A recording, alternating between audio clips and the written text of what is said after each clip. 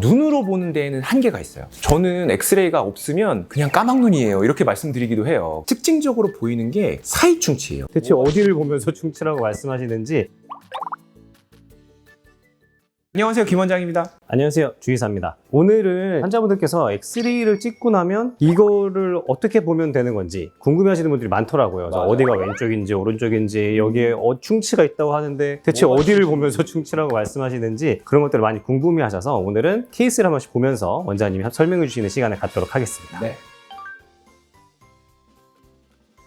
치과의사는 말 그대로 경조직, 단단한 뼈나 단단한 치아를 보는 의사이기 때문에 눈으로 보는 데에는 한계가 있어요. 엑스레이를 통해서 그 경조직 안에서 어떤 일이 일어나는지를 봐야 되거든요. 제가 환자들한테 말씀드리는 게 저는 엑스레이가 없으면 그냥 까막눈이에요 이렇게 말씀드리기도 해요. 엑스레이는 치과의사의 다른 눈, 제2의 눈이라고 볼 수 있고 엑스레이를 통해서 치주염, 충치의 진행 정도, 뿌리 쪽에 염증이 있는지, 사랑니가 있는지, 상악동이라는 구조물에 염증이 있는지 이런 것들까지 다 한 번에 파악할 수가 있으니까 특히 파노라마 사진은 치과에 처음 오셨거나 6개월이 지나서 다시 한번 검진을 받으셔야 되거나 이럴 때에는 꼭 한번 찍어보시는 게 도움이 되실 겁니다. 자, 첫 번째 사진부터 볼 건데 파노라마 사진이라고 엑스레이 사진인데요. 어디가 오른쪽이고 어디가 왼쪽인지부터 설명을 드리면 그냥 앞에서 봤을 때 왼쪽이 오른쪽이에요. 여기가 왼쪽, 반대로 생각하시면 되시는데 저는 치과의사 입장이다 보니까 그냥 당연히 여기가 오른쪽이긴 하거든요. 근데 이제 환자분들은 잘 모르시니까 요걸 가장 궁금해 하시더라고요. 오른쪽 아래에 요렇게 크라운을 씌운 게 보이는데 치아 밑으로 뿌리 쪽 염증이 보이는 게 하나 체크가 되네요. 뿌리 쪽에 다시 염증이 생긴 것 같아요. 그래서 요 치아는 치료가 필요로 해 보이고, 또 하나 보이는 거는 매복된 사랑니들, 또 하나 보이는 거는 왼쪽 위에 요렇게 길게 하얗게 뭐가 들어가 있는 거 보이시죠? 신경 치료된 치아인데 가운데 부분에 이렇게 하얗게 약재가 채워져 있는 게 보입니다. 일반적인 치아들은 가운데에 이렇게 까맣게 나비 모양으로 이렇게 되어 있는 게 있어요. 이런 것들이 치아에 있는 신경이에요. 여기서 볼 수 있는 거는 이 정도로 설명드릴 수 있을 것 같아요. 두 번째 사진 보면은 오른쪽 아래 제일 끝에 치아 보면은 잇몸 쪽으로 해서 이렇게 잇몸뼈가 녹은 게 하나 보여요. 그래서 치주 질환이 있는 걸로 보이고요. 위에 치아 보면은 치아 사이사이에 뭐가 이렇게 뾰족뾰족 튀어나와 있는 게 보이거든요. 반대쪽으로 가도 치아 사이사이에 마치 가시가 난 것처럼 뭐가 뾰족뾰족 튀어나와 있는 게 보이는데 치석입니다. 특히 치석 중에도 치은 연하치석, 잇몸 아래쪽에 있는 치석들이 쌓이고 쌓여서 지금처럼 가시처럼 보이는 경우가 있거든요. 그래서 이런 것들이 보였을 때는 잇몸 치료나 이런 것들을 좀 추천드리기도 해요. 그 다음에 왼쪽 위에 보시면은 크라운이 이렇게 3개가 모여 있는 것들이 보이는데 브릿지라고 그러죠. 양쪽 치아에다가 3개의 크라운을 걸어가지고 가운데 크라운을 이제 가짜로 만드는 거예요. 임플란트라는 시술이 개발됐기 때문에 보통은 브릿지보다는 가운데 없는 치아만 딱 만들어줄 수 있는 임플란트를 선호하긴 하거든요. 그런데 브릿지를 하시는 경우가 가끔 계시는데 환자분이 임플란트를 선호하지 않는 경우예요. 그런 경우에는 이렇게 브릿지 치료를 하는 경우가 있고, 양쪽 치아가 이미 좀 상해서 치료를 해야 되는 상황이야. 가운데 치아가 없다. 그럴 때에는 임플란트 말고 브릿지를 선택하는 경우도 가끔 있어요. 왼쪽 오른쪽 보면은 동그랗게 턱 쪽으로 보이는 게 있어요. 이게 턱관절이에요. 턱관절을 볼 때도 이렇게 파노라마 사진을 보는 경우가 있는데 지금은 턱관절이 정상적으로 약간 동그란 모양으로 제대로 형성이 되어 있는 게 보이지만 턱관절 쪽에 관절염이 생기거나 턱관절에 문제가 생긴다 하면은 턱관절 이 뼈 자체가 모양이 마치 뾰족한 연필처럼 보이는 경우도 있어요. 이런 경우에는 꼭 치료를 하셔야 되기 때문에 그런 것도 한번 보실 수가 있을 것 같고요. 세 번째 사진은 또 한번 볼게요. 요 분은 일단은 치주 질환이 좀 눈에 보이거든요. 환자들에게 많이 보여드리는 게 하나 있는데 잇몸뼈의 라인을 제가 그려드리는 거거든요. 먼저 위쪽 잇몸뼈 라인을 그려볼게요. 마치 파도를 치듯이 잇몸뼈 라인이 형성되어 있는 걸 보실 수가 있어요. 아래쪽도 잇몸뼈 라인을 그려볼게요. 이렇게 형성된 게 이 환자분이 가지고 계신 잇몸뼈입니다. 정상적인 상태의 잇몸뼈 라인을 한번 그려볼게요. 원래 잇몸뼈는 이렇게, 그리고 아래쪽 같은 경우도 이 정도의 잇몸뼈 라인이 정상적인 잇몸뼈 라인이에요. 지금 환자분께서는 이 정도의 잇몸뼈가 소실되신 거예요. 잇몸 질환이 생길 수 있고, 잇몸뼈가 녹다 보면은 그 사이가 공간이 또 비니까 또 음식물이 더 많이 끼고, 그럼 뼈는 더 녹고, 이런 식으로 치아가 흔들흔들 거릴 수 있는 잇몸 질환, 치주 질환이 시작되는 거거든요. 잇몸뼈가 한번 녹아버리면 이걸 재생시킬 수 있는 의료 기술이 없어요. 그러다 보니까 최대한 잇몸뼈가 녹지 않게 관리를 해드릴 수 있게 하는 게 이제 잇몸 치료고, 꼭 잇몸 치료를 받으시는 걸 추천드립니다. 이분도 한번 제가 체크를 좀 해볼게요. 오른쪽 어금니 쪽에 없는 부분이 좀 있네요. 치아가 상실되신 부분 부분이 있고 공간이 하나 보이실 거예요. 잇몸뼈 라인 이렇게 그려보면은 이분이 가지고 계신 상악뼈 윗니를 담고 있는 잇몸뼈는 요만큼이 다예요.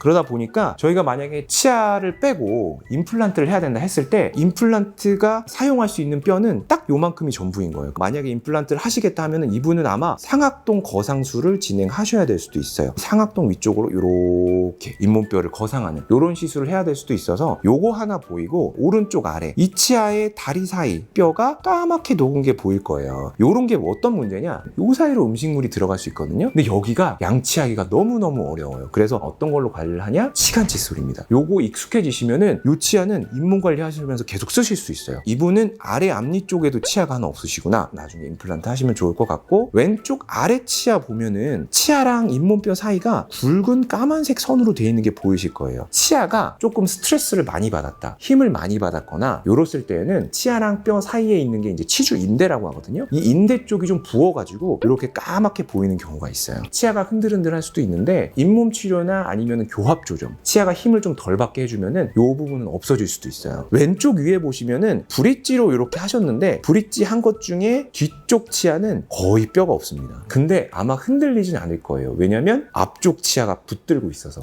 다음 사진 한번 볼게요. 요거는 특징적으로 보이는 게 사이충치예요. 왜 사이사이에 충치가 생기느냐? 치아 사이사이에 음식물이 낀 거예요. 근데 치실이나 치간 칫솔을 잘 사용 안 하시니까 이 음식물이 안 빠지고 치아 사이에서 그냥 썩어버리는 거죠. 오른쪽 위에 치아 보면은 맨 뒤에 사랑니, 두 번째 어금니, 첫 번째 어금니 있는데 첫 번째 어금니의 뒤쪽 보면은 까맣게 뭐가 보여요. 치아 사이에 있는 충치고, 건전한 치아 같은 경우에는 겉에 층에 있는 하얀색 에나멜이라는 층이 살아 있어야 되는데 지금 다 까맣게 먹어 들어간 게 보이실 거예요. 그리고 왼쪽에도 있어요. 여기 이렇게 치아 뒤쪽으로 충치가 먹었고, 요걸 예방하기 위해서는 제가 저번에도 말씀드렸죠. 치실만 잘 사용하신다면 이런 사이 충치들은 예방하실 수가 있습니다. 다음 사진 한번 볼게요. 임플란트에도 염증이 생길 수 있다, 좀 보여드리려고 한 건데 오른쪽 위에 제일 끝에 임플란트를 한번 볼게요. 나사선이 잇몸뼈 밖으로 노출되어 있는 게 한번 보이실 거예요. 임플란트 주위염이 생겼다고 보시면 되고요. 잇몸뼈 안쪽으로 모든 임플란트가 다 포함되어 있어야 되는데 임플란트의 나사선이 뼈 바깥으로 노출이 되는 순간 임플란트 주위염이 시작됐다고 보시면 되세요. 가장 무서운 게 뭐냐, 임플란트의 나사선 있잖아요. 굉장히 거칠게 만들어놔요. 왜냐면은 잇몸뼈랑 잘 붙으라고. 한번 나사선이 노출이 돼버리면은 거친 면으로 더 많은 세균들이 붙을 수 있어요. 요걸 최소화시키기 위해서는 임플란트 주변으로도 잇몸 치료를 하시는 걸 추천드립니다. 아래쪽 임플란트도 보시면은 이렇게 가다가 그릇처럼 이렇게 잇몸뼈가 녹은 게 보여요. 요 임플란트 같은 경우에는 위치가 너무 또 뒤쪽에서 기울게 생겼어요. 요렇게 했을 때 문제가 뭐냐면 이 앞쪽 치아랑 요 임플란트 보철물 사이 공간이 크다 보니까 음식물이 더 잘 껴요. 잘 심은 임플란트 같은 경우에는 최대한 앞쪽 어금니 쪽에 붙여가지고 요런 식으로 심어줬으면 조금 더 올바른 임플란트 식립술이 될 수 있겠죠. 파노라마 사진을 어떻게 보느냐, 아주 간단하게 설명을 한번 드렸는데 제가 주의사님 모르게 주의사님의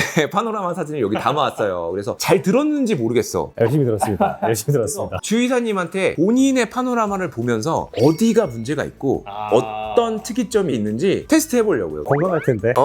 그래서 한번 보죠. 저는 예전에 교정 원장님이랑 얘기를 나눠본 적이 있었는데 제 엑스레이는 교과서에 나와 있는 모든 게 있다고 했습니다. 원장님 하시는 것처럼 일단 여기다가 오른쪽, 왼쪽 쓰고 여기에 이가 좀 작은 애가 있어요. 외소치라고 하시더라고요. 맞아요. 작았을 때 큰 문제는 아닌데 공간이 작다 보니까 교합이 잘 안 맞는 경우도 가끔 있어요. 요거 고치고 싶다 하시는 분들도 가끔 계세요. 그러면은 교정적으로 공간을 어느 정도 만들어준 다음에 보철적으로 작은 치아에다가 크라운을 씌워가지고 일반적인 앞니로 만들어드리는 경우도 있어요. 그리고 저는 여기 영구치가 없어요. 이 친구가 유치인데 수명을 다하면 임플란트를 해야 됩니다. 유치가 있다고 해서 무조건 빼고 임플란트 해야 되냐, 그런 건 아니에요. 사용하실 수 있을 때까지 최대한 사용하셔도 괜찮아요. 영구치보다는 강도가 좀 떨어지고 뿌리가 짧기 때문에 치주염이나 이런 게 조금만 와도 금방 흔들흔들하기 시작하거든요. 그래서 유치 같은 경우는 좀 지켜보시되 치과의사의 의견을 들어보시면서 정기적으로 검진 받으시면서 그렇게 체크해 보시는 게 제일 좋을 것 같아요. 원장님이 알려주신 대로 여기 잇몸 라인을 이렇게